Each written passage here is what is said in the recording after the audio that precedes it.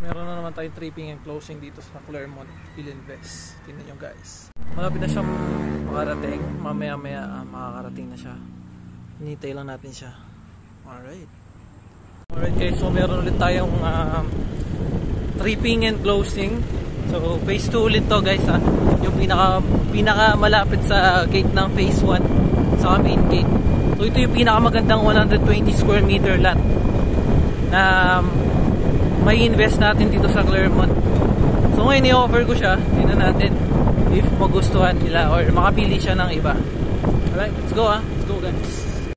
Ayan guys, so namimili kami ngayon ng magandang lote. So syempre in-offer natin yung 120 na pinakamalapit sa gate.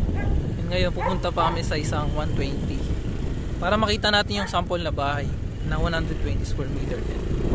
Saka doon sa corner lang. Right, let's go. 120 square meter.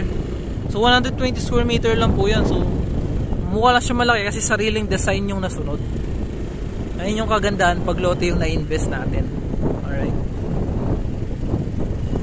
Ito yung isang available na 120. Ayan, katapatan niya. Pupunta tayo sa corner lot. Yung nag-iisang corner lot sa phase 5. Okay na sa kanila yung 120 pero titinan pa rin natin yung corner lot syempre para may ideas sila.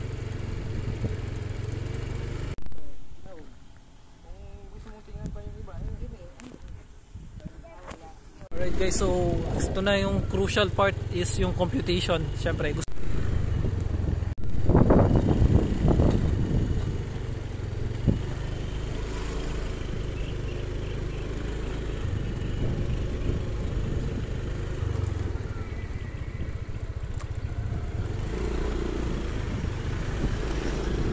Na tayo. Yes. Ayan, Club House. It's 120 square meter lot na ang napili nila ma'am and sir dahil pwede naman nilang i-cash the future. Right. So dito yung napili nila ma'am and sir na corner lot 120 square meter lot. Ayan. So block 4 lot 3. 120 square meter lot na yung na gustuhan nila ma'am sir sa block 4 lot. Alright, so mag-iisa na lang yan yung 120 natin sa corner lot. Alright, so mag-hold muna tayo ng unit.